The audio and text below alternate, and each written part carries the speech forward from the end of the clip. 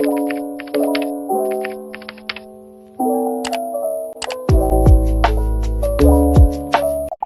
Guys, അപ്പോൾ ഇന്നത്തെ video എന്ന് പറയുന്നത് നിങ്ങൾ തമ്പനെയിൽ കണ്ടതുപോലെ തന്നെ ഒരു ക്യൂട്ട് നോട്ട്ബുക്ക് ഉണ്ടാക്കാനാണ് കേട്ടോ.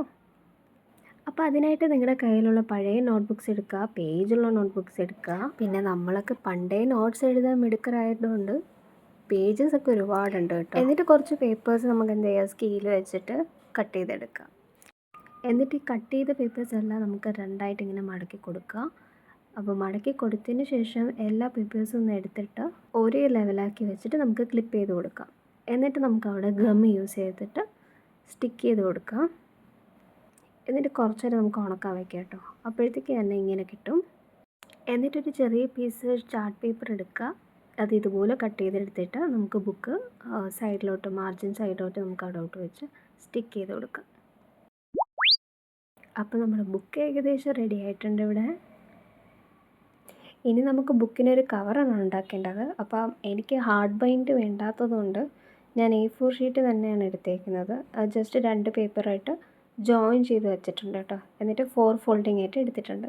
അപ്പോഴത്തേക്ക് നമ്മൾ ഉണ്ടാക്കി വെച്ച ഈ നോട്ട്ബുക്ക് നമുക്ക് ഇതിൽ തന്നെ ഫിക്സ് ചെയ്ത് വെക്കാനായിട്ട് പറ്റും. ഇനി നിങ്ങൾക്ക് ഹാർഡ് ബൈൻഡ് തന്നെ വേണമെന്നുണ്ടെങ്കിൽ നിങ്ങൾക്ക് അങ്ങനെ ചെയ്യാം കേട്ടോ. അപ്പോൾ ഇത് ഈ ഫോൾഡിങ്ങിനകത്ത് നമ്മുടെ ബുക്ക് വെച്ച് കഴിയുമ്പോൾ തന്നെ എല്ലാം സെറ്റായി കഴിയും. ഇനി നമുക്ക് അതിനെ ഒന്ന് സ്റ്റിക്ക് ചെയ്ത് കൊടുക്കാം. അപ്പോൾ ഗം യൂസ് ചെയ്തിട്ടാണ് സ്റ്റിക്ക് ചെയ്യുന്നത്. അപ്പോൾ നമ്മൾ സ്റ്റിക്ക് ചെയ്യുമ്പോൾ ശ്രദ്ധിക്കേണ്ട കാര്യം എന്ന് വെച്ചാൽ, നമുക്കിത് അകത്തോട്ട് ഫോൾഡ് ചെയ്ത് വെക്കേണ്ട ഭാഗത്തും ഗമ്മ് യൂസ് ചെയ്യണം. അതുപോലെ തന്നെ നമ്മുടെ ബുക്കിൻ്റെ ആ സൈഡിലും കൂടെ യൂസ് ചെയ്യുക.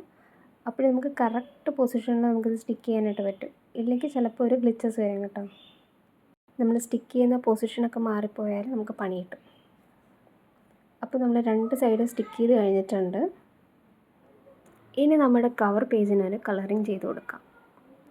അപ്പോൾ ക്യൂട്ട്നെസ് വിട്ടുപോകാതിരിക്കാനായിട്ട് നമ്മുടെ സ്ഥിരം പണി തന്നെ പിങ്ക് കളർ യൂസ് ചെയ്ത് പെയിൻറ്റ് ചെയ്യുക. ഞാനിവിടെ ഗ്രിഡ് ലൈൻസാണ് കൊടുക്കുന്നത്.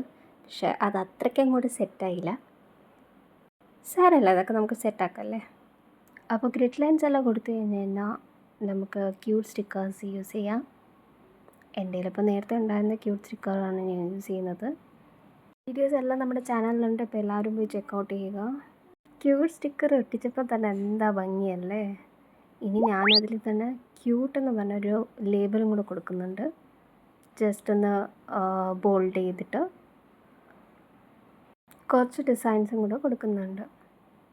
പിന്നെ ഇടയ്ക്കിടയ്ക്കുള്ള ഈ സ്ക്വയർ ബോക്സസിലെ ചുമ്മാ ഡോട്ട് ലൈൻസ് ഒന്ന് ഇട്ട് കൊടുക്കാൻ ഈ ബ്ലാക്ക് ജെല്ല് യൂസ് ചെയ്തിട്ട് ചുമ്മാ ഒരു രസം. അപ്പോൾ അലങ്കാരപ്പണികളെല്ലാം കഴിഞ്ഞ് കഴിഞ്ഞാൽ നമ്മുടെ ക്യൂട്ട് നോട്ട്ബുക്ക് ഏകദേശം എല്ലാം ഫുള്ളി റെഡി ആയിട്ടുണ്ട്. അപ്പോൾ നമ്മുടെ ക്യൂട്ട് നോട്ട്ബുക്ക് എങ്ങനെയുണ്ട്? സെറ്റല്ലേ? അപ്പോൾ നിങ്ങൾക്ക് ഇഷ്ടപ്പെട്ടാൽ കമൻറ്റ് ചെയ്യുക. ഇപ്പം ഞാനൊരു പ്ലാൻ ചെയ്യുന്നുണ്ട്, കമൻറ്റ് ചെയ്യുന്ന എല്ലാവരെയും നെയിംസ് സ്പോട്ട് ലൈറ്റ് ചെയ്യാനായിട്ട്. അപ്പോൾ എല്ലാവരും ഓടിപ്പോയി കമൻറ്റ് ചെയ്തോ കേട്ടോ. നമ്മുടെ ചാനൽ ഇഷ്ടപ്പെട്ടാൽ സബ്സ്ക്രൈബ് ചെയ്യാൻ മറക്കല്ലേ. ബൈ.